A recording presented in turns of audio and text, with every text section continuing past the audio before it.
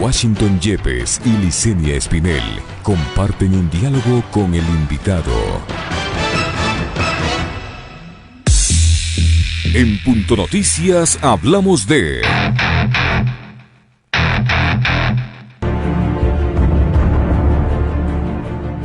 El coronavirus ha dejado una herida expuesta en Ecuador que se suma a las deficiencias del sistema de salud pública para enfrentar una epidemia sanitaria que suma ya 45.082 contagios y 3.768 fallecidos. Los expertos dicen que la corrupción ha infectado los 3 niveles del Estado, central, provincial y municipal. En los casi 3 meses que lleva el decreto presidencial de emergencia, que agiliza la contratación pública, relajando los controles previos, se han destapado cientos de irregularidades en la compra de material médico, como mascarilla, pruebas de COVID-19 o bolsas para transportar cadáveres. La Fiscalía ha iniciado al menos 141 investigaciones relacionadas con la epidemia. La Contraloría está examinando el uso de dinero público en cerca de 200 contratos y han sido descabezadas instituciones públicas como la Seguridad Social o la Secretaría General de Riesgos. Las pesquisas han derivado esta semana en un mega operativo entre Quito y Guayaquil, la capital y la ciudad más golpeada por el coronavirus, con el resultado de 37 allanamientos y 17 detenciones, entre ellas la del expresidente Abdalá Bucaram y la de la máxima autoridad del gobierno provincial del Guayas. También está sonando el caso de Daniel Salcedo, a quien le pesan 2 acusaciones penales. Para la Fiscalía General del Estado, Daniel Salcedo es una pieza clave porque podría desentrañar la red de corrupción en los contratos en el Instituto Ecuatoriano de Seguridad Social. Sobre este y otros temas hablaremos con el jurista Augusto Tandazo. Bienvenido.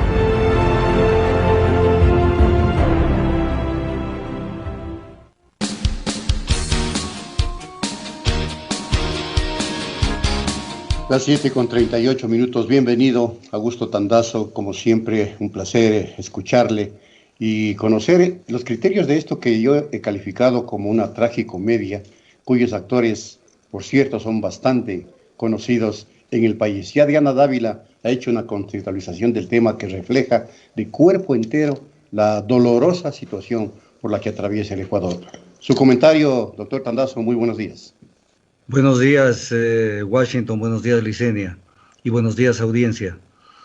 A ver, pero hay que ver la causa del tema, pues. O sea, la causa del tema es que el capitán del barco se escondió en un camarote. Entonces, cuando se escondió en el camarote, ya no hubo quien guíe el barco. La competencia en materia de salud, de acuerdo al artículo 261 de la Constitución, es del Estado central. Competencia exclusiva. Vamos a partir de un supuesto no consentido que esa competencia se lo hubiera tenido que transferir. Tenía que transferirse de manera orgánica, no de boca ni a través de un Twitter o de un comunicado, sino orgánica. Para eso tenía que reunirse el Sistema Nacional de Competencias, que está establecido en la Constitución. Luego transferir la competencia mediante un documento oficial, que el presidente no se puede expresar en cuestión normativa a través de comunicados o de twitters, a través de un decreto, con base en lo resuelto por el Sistema Nacional de Competencias y trasladar esta competencia con recursos, como dice la Constitución. Entonces, de pronto, ¿por qué no lo hizo y en base a qué lo hizo? Porque esto no refleja otra cosa que en determinados casos, los casos que son más evidentes, es un reparto de troncha, no es más que eso.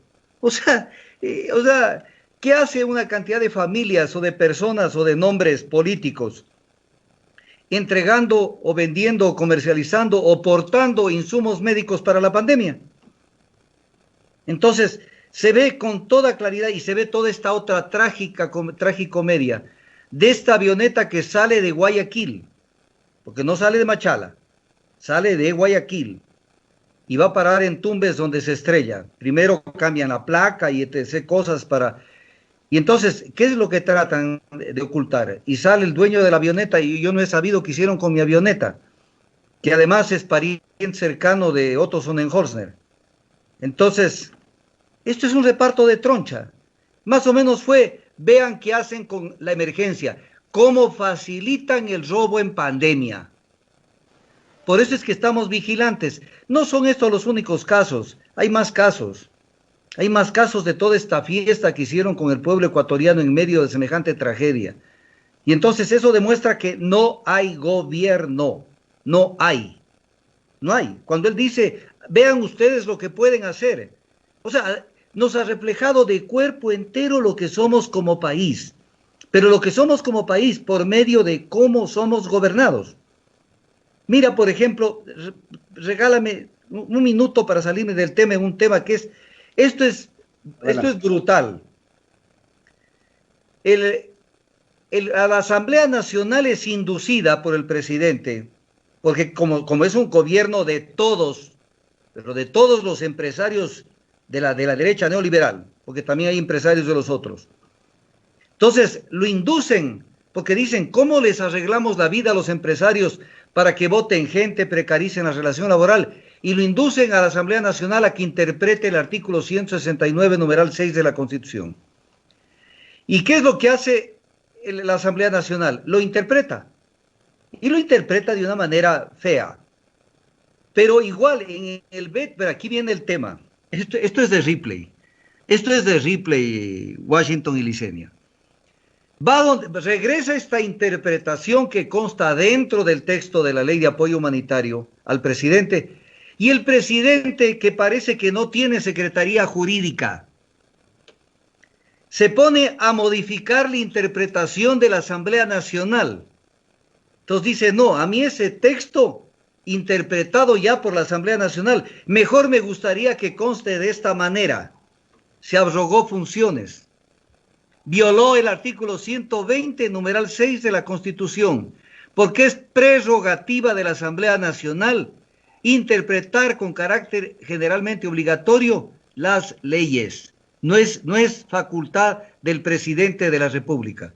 Entonces, cuando esto sucede, uno dice, oye, ¿qué es lo que te pasó? Pues, o sea, es una situación muy grave. Pero en medio de todo esto, viene este desorden fruto de un país, más que de un país, a ratos generalizo, un gobierno preocupado de otras cosas, preocupado, por ejemplo, de pagar la deuda externa en momentos de plena pandemia.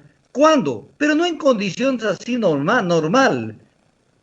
O sea, a mí se me ponen los pelos de punta de lo que... Porque además, no es el gobierno el que informa, ojo, no es eso, sino que aquí hay un temita que es bueno, y esto es una pista para los que investigan.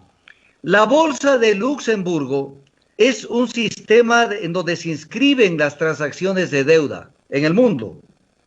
Entonces, allí hay que ir para ver qué ha hecho Uruguay, Argentina, Colombia, Ecuador y todo el mundo.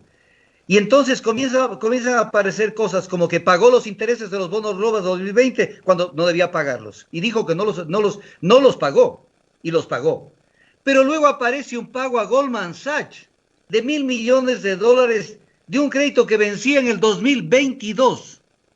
22, no ahora. Y cuando le tira semejante ley para disque recaudar algo o lo que pase, o está buscando de dónde financiarse, cuando está utilizando el dinero de los ecuatorianos para pagar este tipo de transacciones que ni siquiera vencían. Le deben al Seguro Social $837 millones ahora, aparte de lo que tienen en bonos. Y le piensan pagar $811 millones a los tenedores de los bonos ahora en agosto. O sea, ¿con qué gobierno estamos? Y creen que no vamos a tener la sospecha de que tienen alguna conexión con los tenedores de los bonos. Entonces, en medio de la pandemia, tenemos que enterarnos por la renuncia del viceministro de Educación, Vinicio Vaquero, que le han mochado, no lo que pensábamos, 100 y pico de millones a las universidades, en base a lo que les recortaron a 32 universidades, sino $900 millones a las universidades. Cuando la Constitución establece en el artículo 348 que la falta de transferencia oportuna, regular y suficiente de los recursos a las universidades y a la educación en general es causal de destitución de la autoridad. Entonces, ¿qué pasó con el país que tenemos? ¿Qué pasó con el gobierno? O sea, esto es, y encima nos tira semejante ley de apoyo humanitario en donde la gente no lo está viendo, Washington y Licenia. Que en el fondo el golpe certero es ¿a dónde? El golpe certero es al Seguro Social. Esto es como decía el Chavo del Ocho, sin querer queriendo. Pero al final, ¿a quién le pegan el golpe? Al Seguro Social. Porque ¿Por qué, doctor? ¿Por qué, doctor, buenos días, le saluda Licenia. ¿Por qué le pegan el golpe al Seguro Social y cuáles van a ser las consecuencias de esta ley para los trabajadores? Porque sectores de los trabajadores dicen que con los cambios lo que han hecho es solo darle un maquillaje, una manito de gato para que se puedan pasar en la Asamblea en lo que le corresponde a los legisladores, pero que en el fondo la parte de precarización se mantiene e incluso se fortalece. A ver, ¿dónde está el golpe? El golpe está cuando en la norma del artículo 20 de esta ley de apoyo humanitario. Yo sí pensé, pese a que lo anticipé, lo dije antes, cuidado, pero yo dije, como el decreto que mandó el presidente no decía esto, yo dije, de pronto va a reformar la ley en esa parte, porque esto sí es criminal. Pero no topó la ley, la dejó intacta, y este momento ya es muy tarde. ¿En qué parte correspondiente? Cuando dice que de la reducción emergente de la jornada de trabajo, que en caso de fuerza mayor o caso fortuito se puede revisar la jornada hasta un máximo del 50% y pagar el 55% de la remuneración. Dice, y el aporte a la seguridad social pagarse con base en la jornada reducida. Entonces, vamos a poner un ejemplo. El margen que tiene con esta ley el empleador y el gobierno, sector público y sector privado, de rebajar la jornada es hasta un 45% en pagos, porque puede rebajar al 50%, pero se puede pagar no menos del 55%, 45%. Pongámosle una media en base a lo que el decreto ya estableció y un decreto inconstitucional e ilegal, porque ni siquiera había sido dictada la ley y él ya mandó el decreto. Y ya votaron trabajadores. Entonces pongámosle una media, 25%, que se reduzca la jornada y 25% que se reduzca la remuneración y 25% que se reducen los aportes. El IES vive de 430 millones de dólares mensuales. Si se reduce esto al 25%, quiere decir que al IES le reducen más o menos en 115 millones de dólares su presupuesto mensual de 430 millones de dólares mensuales. Pero aparte de esto, hay un tema, otro culebrón, que la gente no lo vio. Yo lo estoy diciendo. El ministro de Relaciones Laborales minimizó y dijo, son 115,000 personas que las han desafiliado del Seguro Social. No es que se desafiliaron, sino las desafiliaron. Pero Verónica Artola en esta semana declara, hace 3 días, dice que son 250,000 personas. Eso es un golpe al seguro de más o menos unos 70 millones de dólares menos mensualmente, que sumado a los 110 millones más o menos, que es el impacto por la ley de apoyo humanitario, son más o menos 180 millones de dólares en un presupuesto de 430 millones de dólares. Si el Seguro Social saca del dinero de la salud y de las prestaciones para pagar a pensionistas y jubilados, en este momento se le vuelve un imposible pagar a pensionistas y jubilados o atender adecuadamente, a pesar de que no lo ha estado haciendo, la salud. Entonces, ¿qué va a hacer el seguro con esto? Si es un golpe, yo no sé si el gobierno lo vio o si lo vieron, es de una perversidad, pero así ya consumada. O sea, es un golpe al Seguro Social. Menos dinero, crisis en el Seguro Social. Por ahí va a comenzar un poco a romperse el tema de la economía. Aparte de la precarización laboral, como por ejemplo perdónenme, o sea, ya ser sinvergüenzas a tiempo completo. En toda la normativa de la ley de apoyo humanitario consta, por ejemplo, que el reparto de utilidades de dividendos, le llaman, no se producirá violando el artículo 328 de la Constitución, porque el reparto de utilidades no está en función de la crisis humanitaria, sino de que una empresa tenga o no utilidades. Porque una empresa puede trabajar las 8 horas diarias y no tener utilidades, no hay reparto. Pero puede trabajar 6 horas diarias, a manera de ejemplo, y sí generar utilidades. Pero ¿qué dice la ley? Que los dividendos, o sea, las utilidades, la empresa los reinvertirá en la propia empresa. O sea, les roban las utilidades a ser transferidas al pueblo para que se vaya a fortalecer la empresa.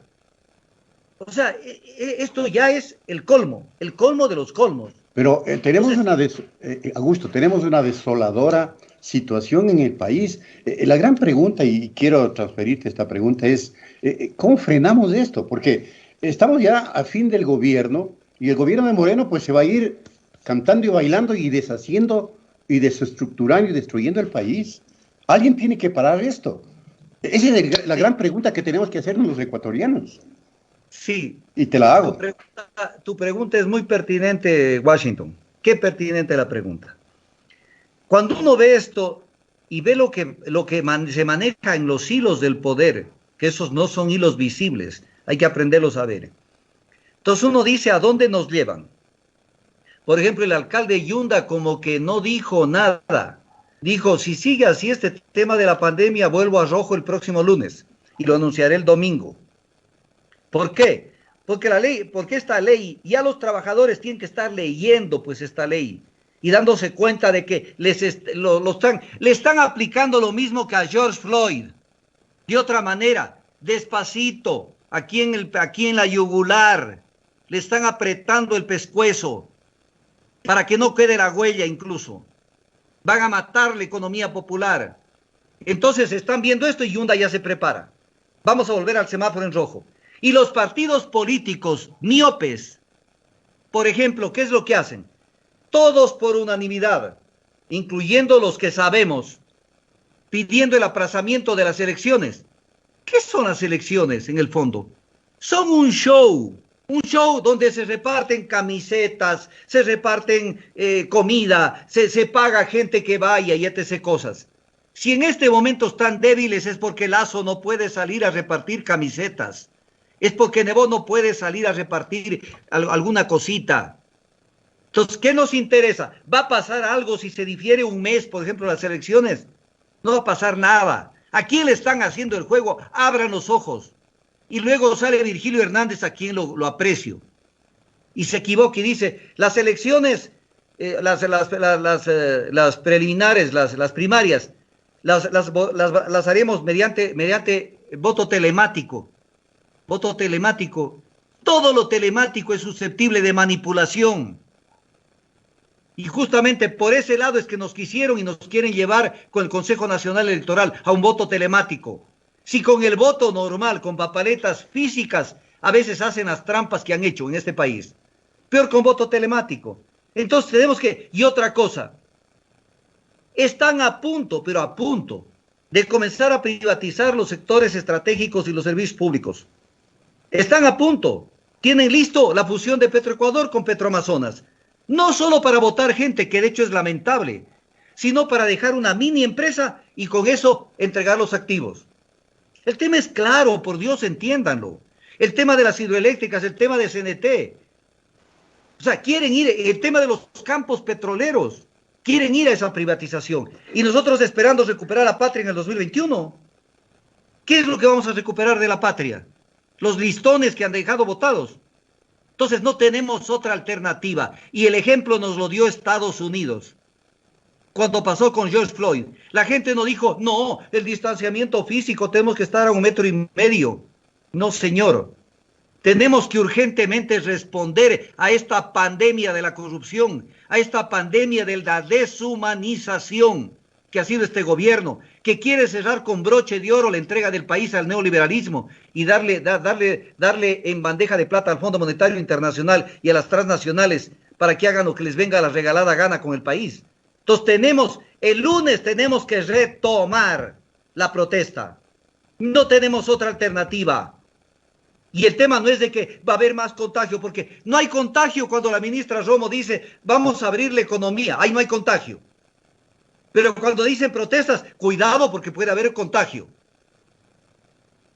Entonces el tema es, como dice esa famosa frase inglesa, be or not to be, ser o no ser, o nos ponemos los pantalones o después no nos pongamos a llorar.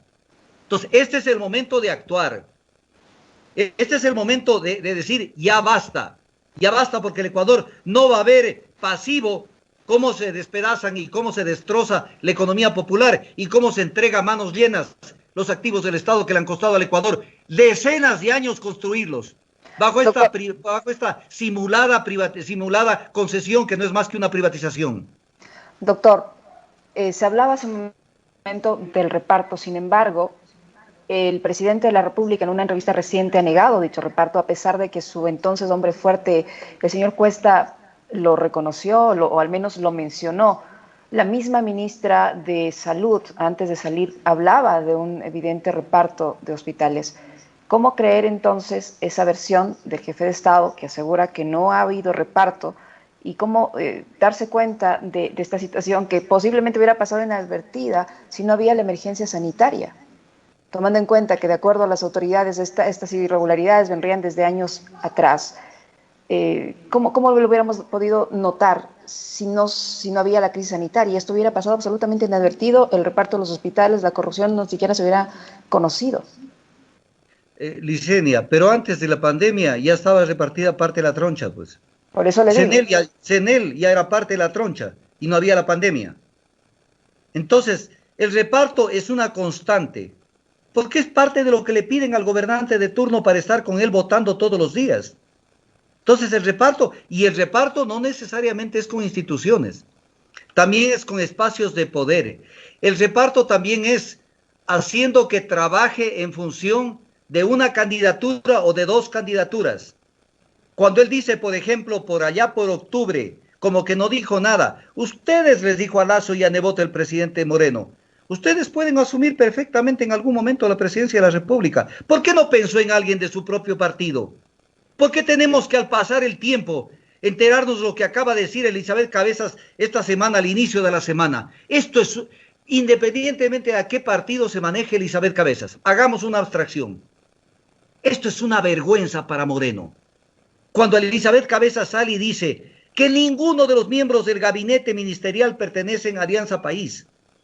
O sea, en que Licenia y Washington, podemos entender que en Estados Unidos llegue un presidente republicano y arme su gabinete con demócratas. O que un primer ministro laboralista en Inglaterra arme su gabinete con conservadores, o en España un presidente del PSOE, del Partido Socialista Obrero Español, arme su gabinete con gente del Partido Popular. O sea, es un traidor nato a su propia gente. Y por eso dice Elizabeth Cabezas, que hasta me da ternura ver lo que dice, pese a todo lo que ha hecho ella. Sostiene que el Ejecutivo toma decisiones al margen del movimiento y dice que nadie quiere estar del lado de ellos porque han asumido políticas antipopulares. Y entonces, ¿quién es Moreno? Primero le vamos a creer en la palabra de él. La palabra de él está desgastada, pero ¿sabe cuándo realmente vamos a conocerlo? Cuando se destapen más de un papel que esté en vías de destaparse. Yo estoy seguro que se van a destapar esos papeles. Pero hay complicidad de sus coidearios, o no sé si son coidearios, Augusto. ¿Por qué Alianza País, su dirigencia nacional, nunca develó esta traición de Moreno y lo sigue aupando en las decisiones que toma? Es que es increíble que la dirigencia de Alianza País ahora trate de comenzar a hablar, algunos, porque los otros no dicen mutis por el foro, no dicen absolutamente nada. Es decir, hay una complicidad del movimiento Alianza País y de su dirigencia. De su dirigencia, desde luego, Washington, desde luego. Pero por eso mismo, pero es importante lo que dijo. Importante, porque eso lo retrata al que estuvo al lado. Un poco le dijo, nos utilizaste 3 años, alzando las manos en las votaciones de Alianza País, en las votaciones de la Asamblea Nacional a favor de la tesis de Alianza País. Y mire lo que le contestó a esta declaración de Elizabeth Cabezas Roldán, este majadero, mire lo que le dijo. Quien gobierna el país es Lenín Moreno y él decide de quién se rodea. Claro, pues si Ruptura a los 25 estaba con Lasso, pues. Entonces, aquí nuestra labor tiene que ser destaparles la careta a toda esta gente, porque no les vamos a permitir que vuelvan a resucitar neoliberales que se vuelvan a querer disfrazar de otro tipo de movimientos, de otro tipo de partidos. Y entonces, preguntarle algo a Moreno. Primero, comenzando por un tema, a ver, lo que decía Licenia. A un tipo que le dio Alzheimer selectivo, porque sí creo que debe saber dónde tiene las cuentas corrientes en el exterior. No creo que ahí tenga el olvido. Pero que nunca supo lo que pasó en el anterior gobierno. Y que de pronto dijo, no es que me han entregado así asado. Pero además hay un tema que no es del tema de la entrevista, pero lo quiero dejar sentado. 3 años de show barato, barato. En diciembre del 2008 recibieron los informes de las compañías contratadas por Petroecuador para que hagan evaluación de los 5 proyectos emblemáticos. Pero esos informes que yo los tengo, y todo eso hay que guardarlo, pero para utilizarlo, no solamente tienen un diagnóstico, tienen conclusiones y recomendaciones. Entonces, recibieron en diciembre del 2018, pasó todo el 2019 y a casi la mitad del 2020. ¿Qué han hecho? Eso les vamos a pedir cuentas, porque, ok, no les vamos a creer que todo estaba mal, no. Pero el informe dice que hay que hacer esto, esto y esto. ¿Qué hicieron? Porque se responde en la administración pública por acciones y omisiones. Entonces no es de que está todo mal, como decía el exministro Carlos Pérez, pero ¿y ahora qué vas a hacer? Pues sigue todo mal y sigue de Guatemala a Guatepeor, según ellos. Entonces, aquí no puede haber perdón y olvido. Lo que necesitamos es que la gente políticamente se eduque y tenemos que recuperar bases de Alianza País, bases, no dije dirigencia. Porque esas bases son de la tendencia. Y hay que saber discernir bien para volver a captar, incluso captar bases populares de los partidos neoliberales y de derecha, bases. Porque esas bases son empobrecidas y en este momento van a ver que sus padrinos los traicionaron. Entonces la tendencia tiene que tener un aperturismo grande para que se junte todo aquel que quiera la patria, que quiera el país, que quiera la nación. Y obviamente señalar con el dedo a los que no supieron hablar en su momento o decir lo que estaba pasando. De tal manera de que la tendencia tenemos que defenderla y todos juntos, porque cualquiera que defeccione, nos vamos al diablo todos. Están en el peor momento la derecha neoliberal en términos de posibilidades de votación. ¿Por qué? Porque la popularidad de Moreno, esto es como para un titular, la popularidad de Moreno que está en el piso, es la misma popularidad de los coaligados. Porque no es que van a decir, ahora va a decir Nebot, yo no tengo nada que ver. O va a decir Lazo, yo tampoco tengo nada que ver. Alcahuetes de todo lo que pasó. Bloqueando la investigación de INAPapers, permitiendo que el Consejo de Trujillo viole la Constitución para apoderarse de las Cortes y etc. cosas, destituyendo al Consejo de Participación de manera inconstitucional. En todo esto han estado metidos, intentando capturar el Consejo Nacional Electoral, que ya lo intentaron cuando quisieron defenestrar a Tamaín, para lograr el 3-2 con Verdesoto y con Pita, que ya lo tienen listo ahí, para ver cómo ganan en la mesa las elecciones del 2021. Hoy necesitamos un pueblo que verdaderamente esté dispuesto a pelear por su futuro y que no se deje sorprender y que tenga los ojos abiertos y que no se cree este cuento de que no es que el distanciamiento porque nos vamos a hundir. De todas maneras nos vamos a hundir en el hipotético caso que haya. Pero tenemos que pelear por la patria y no nos van a asustar con este tipo de cosas. En Estados Unidos no se asustaron. ¿Y qué es lo que ha logrado en Estados Unidos? Que se entiende el fondo del tema. No solo la muerte de George Floyd y que se haga justicia con esa muerte, sino que se deroguen las normas que les permiten a los policías abusar de las reglas 5311 del reglamento de uso de la fuerza, que permite el uso de fuerza letal aplicado al cuello el estrangulamiento. Entonces, pero aquí tenemos un acuerdo ministerial en ese sentido, doctor Tandazo. Tenemos un acuerdo ministerial en ese sentido sobre el uso de armas, de progresividad de la fuerza, el acuerdo 179, si no estoy mal. Sí, así es, Licenia, y de eso he hecho opinión. Y podemos seguir haciendo opinión en cualquier momento con más detalle.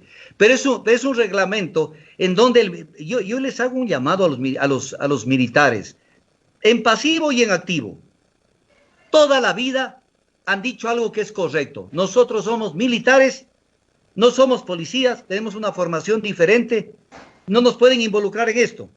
Pero además, no solamente que no es porque no les da la gana, sino porque la norma constitucional dice que las Fuerzas Armadas son para cuidar la soberanía y la integridad territorial. Y la policía para la seguridad interna.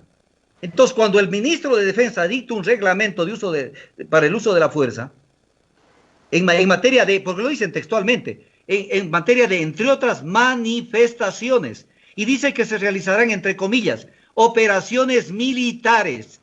Y pese a que hicieron una declaración en el diario El Universo, inicialmente diciendo que no se iban a usar armas letales, en los artículos 8 y 12 del reglamento de uso de la fuerza, dice que en el nivel 5 se contemplará el uso de armas letales con munición letal. Entonces viene el tema, ¿qué competencia tienen las Fuerzas Armadas para ello? No tiene ninguna competencia. Entonces aquí debemos hacer lo mismo que en Estados Unidos, decirle, ese reglamento tienes que volvértelo a comer, porque tú no tienes esa competencia. Y porque dice la misma norma constitucional, que en el caso de actuaciones tanto de la Fuerza Armada como de la Policía, responden los que dan órdenes cuanto los que las ejecutan. Entonces aquí tenemos que empoderarnos, tenemos que elevar el nivel de la gente, para que la gente sepa defenderse. En Estados Unidos, con el tema George Floyd, comenzaron tibios, o sea, duros en las manifestaciones, pero tibios porque no veían bien dónde había que atacar a la causa del problema. Después se fueron aclarando y dándose cuenta que el tema era derogar las normas que permitían ese tipo de atropellos. Aquí tenemos que lograr que ese reglamento desaparezca. Porque ese reglamento, además, es un reglamento viciado de inconstitucionalidad, porque el ministro no tiene ninguna competencia para dictar ese reglamento. Es nada más para meterle miedo a la gente, para que la mamita le diga al hijito, hijito, no saldrás, verás que ya los militares pueden disparar. Sí, así es la vida. Por eso yo siempre hablo de este principio viejo como la humanidad. Uno a uno somos mortales, pero juntos somos inmortales. ¿Qué quiere decir? Que si salimos 1000, nos pueden matar 10, pero quedan 990. Porque no nos van a matar a todos. Y lo que tenemos que hacer es empoderarnos del país, porque somos los mandantes. Nosotros somos los mandantes, ellos son nuestros empleados. Y no les pagamos para que nos maten, o de hambre, o de miseria, o de falta de atención de salud, o con armas letales. Entonces necesitamos un pueblo aguerrido, un pueblo que decida recuperar la patria ahora, no cuando sea demasiado tarde. Incluso diciéndoles a las empresas con carteles, que debemos comenzar a usar esos carteles en las manifestaciones. No se les ocurra venir al Ecuador. Tenemos el ejemplo de la OXI, donde yo peleé, yo lideré esa lucha. Tenemos que decirles, les va a pasar lo mismo que a la OXI. Entran por la ventana, saldrán por la ventana. Para que entiendan las empresas de afuera que no les vamos a permitir que entren aquí. Que no es que van a venir a hacer la fiesta porque el Ecuador está en una crisis. Pero además en un momento crítico, un momento donde todo el mundo nos abre la puerta. ¿Para qué nos abren la puerta? Para que podamos negociar alguna situación privilegiada en términos de deuda. Cuando uno dice, lo oigo al secretario de la ONU que en esta semana que está pasando, dice textualmente, en países de Latinoamérica y el Caribe hay una situación de deuda muy dramática. Dice, el problema de deuda es generalizado y hay que resolverlo. Y adicionalmente, miren lo que dice, Con eso terminamos, Augusto. Con eso terminamos. Lo que dice la ONU hace más o menos un mes, la Secretaría General de la ONU, un comunicado. América Latina y el Caribe se enfrentan a la peor recesión de su historia. Debemos hacer todo lo posible para evitar lo que podría llevar a ser una devastadora crisis de deuda con los impagos fuera de control. El logro de los objetivos del desarrollo sostenible podría convertirse en un sueño inalcanzable.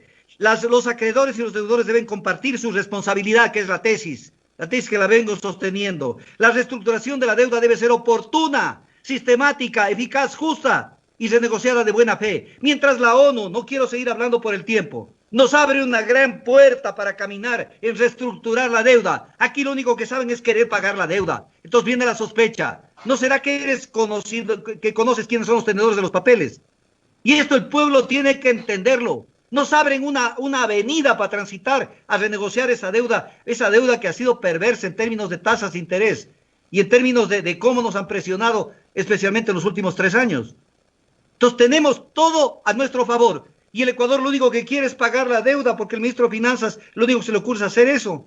Y hay muchas cosas más que decir sobre ese tema. Ese Consejo ad honorem, ¿para qué nombran el Consejo ad honorem? Para que no se responsabilice. Porque un funcionario responde por sus actos o omisiones. Pero ¿quién es un funcionario? ¿El que tiene un contrato o el que tiene un nombramiento? Entonces por eso nombra un Consejo ad honorem para que haga las cosas en la sombra y después le decimos a Vicente Albornoz, responda, no, si yo no soy nadie, yo no tengo nada que ver con el sector público. O sea, con ese hueso a otro perro. El Ecuador tiene que mejorar su conocimiento político, su educación política y su actitud. Muchas gracias, Licenia y Washington. Punto Noticias. Apasionados por las noticias.